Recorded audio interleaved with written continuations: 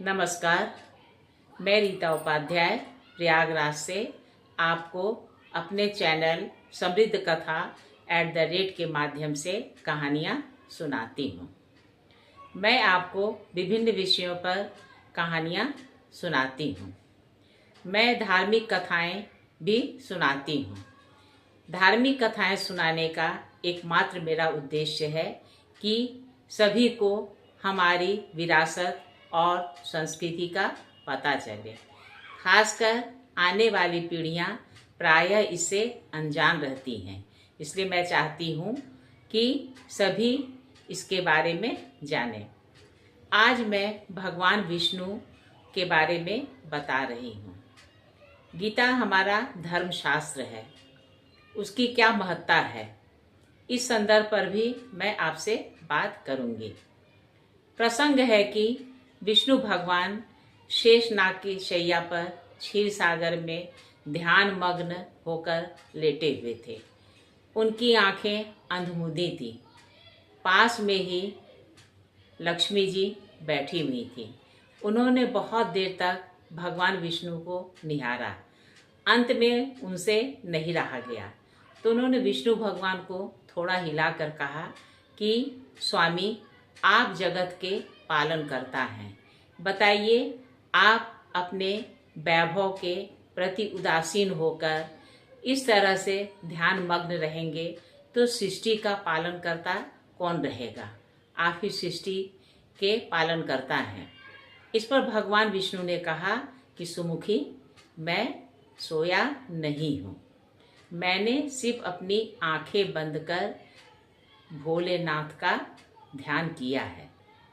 इस पर भगवान विष्णु ने कहा कि सुमुखी, मैं नींद नहीं लेता हूँ, अपितु तत्व का अनुसरण करने वाली अंतर्दृष्टि के द्वारा अपने ही माहेश्वर तेज का साक्षात्कार कर रहा हूँ। देवी, यह वही तेज है जिसका योगी पुरुष कुशाग्र बुद्धि के द्वारा अपने अंतःकरण में दर्शन करते हैं तथा जिसे मीमांसक विद्वान वेदों का सार तत्व निश्चित करते हैं। वह माहेश्वर तेज एक अजर प्रकाश स्वरूप आत्मरूप रोग शोक से रहित अखंड आनंद का पुंज निरीह तथा द्वैत रहित है। इस जगत का जीवन उसी के अधीन है, मैं उसी का अनुभव करता हूँ। देवेश्वरी, यही कारण है कि मैं तुम्हें नींद लेता हुआ प्रतीत हो रहा हूँ। इस पर लक्ष्मी जी ने कहा, ऋषिकेश, आप ही योगी पुरुषों के ध्येय हैं। आपके अतिरिक्त भी कोई ध्यान करने योग्य तत्व है, यह जानकर मुझे बड़ा कौतूहल हो रहा है।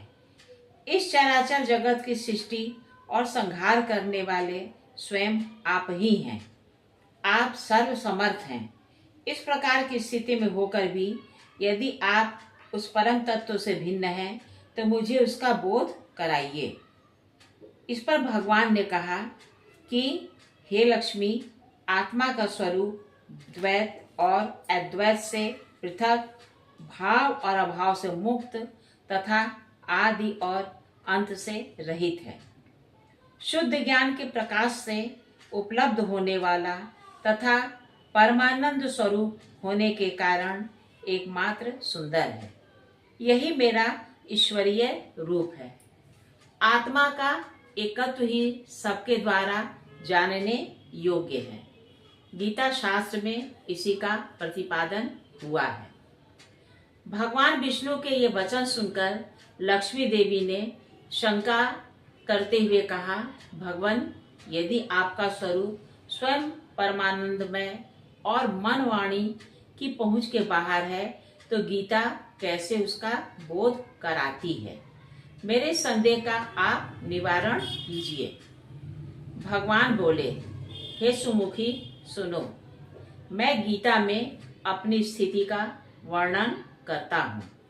क्रमशः 5 अध्यायों को तुम 5 मुख जानो, 10 अध्यायों को 10 भुजाएं समझो तथा 1 अध्याय को उदर और 2 अध्यायों को मेरे चरण कमल जानो।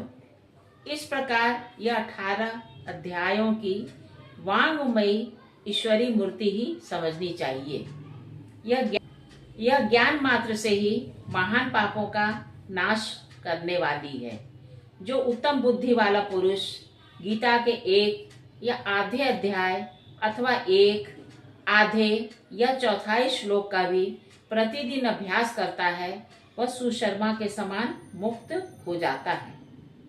इस पर लक्ष्मी जी ने पूछा, यह सुशर्मा कौन है, किस जाति का है और किस कारण से उसकी मुक्ति हुई? भगवान ने कहा, हे सुमुखी, सुशर्मा बड़ी ही नीच बुद्धि का मनुष्य था। वह बहुत ही पापी था। उसका जन्म वैदिक ज्ञान से शून्य एवं क्रूरतापूर्ण कर्म करने वाले ब्राह्मणों के कुल में हुआ था। वह न तो ध्यान करता था, न जप, न होम करता था, न अतिथियों का सत्कार। वह लंपट होने के कारण सदा विषयों के सेवन में ही आसक्त रहता था। हल जोतता और पत्ते बेचकर जीविका चलाता था। उसे मदिरा पीने का भी शौक था। वह मांसाहारी भी था। इस प्रकार उसने अपने जीवन का दीर्घकाल बिता दिया। एक दिन मूढ़ बुद्धि सुशर्मा पत्ते लाने के लिए किसी ऋषि की वाटिका में घूम रहा था। इसी बीच काल रूप सर्पधारी ने उसे डस दिया। सुशर्मा की मृत्यु हो गई। इसके बाद वह अनेक नरकों में जाकर वहां की यातनाएं भोगकर फिर मर्त्यलोक में लौट आया और यहाँ बोझ ढोने वाला बैल हुआ। उस समय किसी पंगु ने अपने जीवन को आराम से व्यतीत करने के लिए उसे खरीद लिया। बैल ने अपनी पीठ पर पंगु का भार ढोते हुए बड़े कष्ट से 7-8 वर्ष बिताए। एक दिन पंगु ने किसी ऊंचे स्थान पर बहुत देर तक बड़ी तेजी के साथ उस बैल को घुमाया। इससे वह थककर बड़े वेग से पृथ्वी पर गिरा और मूर्छित हो गया। उस समय वहां कौतूहलवश आकृष्ट होकर बहुत से लोग एकत्र हो गए। उस जन समुदाय में से किसी पुण्यात्मा व्यक्ति ने उस बैल का कल्याण करने के लिए उसे अपना पुण्य दान दिया। तत्पश्चात कुछ दूसरे लोगों ने भी अपने अपने पुण्यों को याद कर उन्हें उसके लिए दान दिया। उस भीड़ में एक वेश्या भी खड़ी थी। उसे अपने पुण्य का पता नहीं था, तो भी उसने लोगों की देखा देखी उस बैल के लिए कुछ त्याग किया। इसके पश्चात यमराज के दूत उस मरे हुए प्राणी को पहले यमपुरी ले गए। वहां वह विचार कर कि यह वेश्या के दिए हुए पुण्य से पुण्यवान हो गया है, उसे छोड़ दिया गया। फिर वह भूलोक में आकर उत्तम कुल और शील वाले ब्राह्मणों के घर में उत्पन्न हुआ। उस समय भी उसे अपने पूर्व जन्म की बातों का स्मरण बना रहा। बहुत दिनों के बाद अपने अज्ञान को दूर करने वाले कल्याण तत्व का जिज्ञासु होकर वो उस वेश्या के पास गया और उसके दान की बात बतलाते हुए उसने पूछा, तुमने कौन सा पुण्य दान किया था? वेश्या ने उत्तर दिया, वह पिंजड़े में बैठा हुआ तोता प्रतिदिन कुछ पढ़ता है, उससे मेरा अंतःकरण पवित्र हो गया है। उसी का पुण्य मैंने तुम्हारे लिए दान किया था। इसके बाद उन दोनों ने तोते से पूछा। तब उस तोते ने अपने पूर्व जन्म का स्मरण करके प्राचीन इतिहास कहना आरंभ किया। तोता बोला, पूर्व जन्म में मैं विद्वान होकर भी विद्वता के अभिमान से भरा रहता था। मेरा राग द्वेष इतना बढ़ गया था कि मैं गुणवान विद्वानों के प्रति भी ईर्ष्या का भाव रखने लगा। फिर समय आने पर मेरी मृत्यु हो गई। मैं अनेक घृणित लोकों में भटकता फिरा। उसके बाद इस लोक में आया। सदगुरु की अत्यंत निंदा करने के कारण तोते के कुल में मेरा जन्म हुआ। पापी होने के कारण छोटी अवस्था में ही मेरा माता पिता से वियोग हो गया। एक दिन मैं ग्रीष्म ऋतु में तपे हुए मार्ग पर पड़ा था। वहां से कुछ श्रेष्ठ मुनि मुझे उठा लाए और महात्माओं के आश्रम में एक पिंजड़े के भीतर रखकर मुझे डाल दिया। वहीं मुझे पढ़ाया गया। ऋषियों के बालक बड़े आदर के साथ गीता के प्रथम अध्याय की आवृत्ति करते थे। उन्हीं से सुनकर मैं भी बार बार पाठ करने लगा। इसी बीच में एक चोरी करने वाले बहेलिये ने मुझे वहां से चुरा लिया। इसके बाद इस देवी ने मुझे खरीद लिया। यही मेरी कहानी है, जिसे मैंने आप लोगों से बता दिया। पूर्व काल में मैंने इस प्रकार प्रथम अध्याय का अभ्यास किया था, जिससे मैंने अपने पाप को दूर किया है। फिर उसी से इस वेश्या का भी अंतःकरण शुद्ध हुआ है और उसी के पुण्य से ये द्विश्रेष्ठ सुशर्मा भी पाप मुक्त हुए हैं।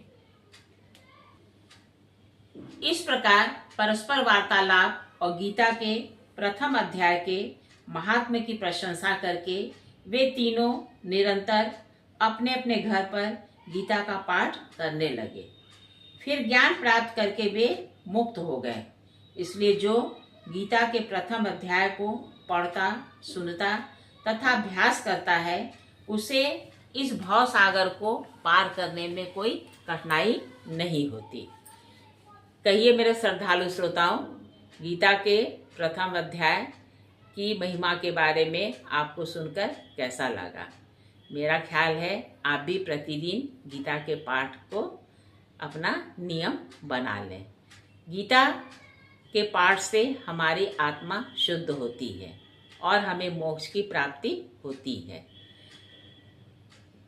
मेरा ख्याल है मेरा यह प्रयास आपको अच्छा लगा होगा। अगर अच्छा लगा हो तो कृपया इसे लाइक और सब्सक्राइब कीजिएगा। नमस्कार।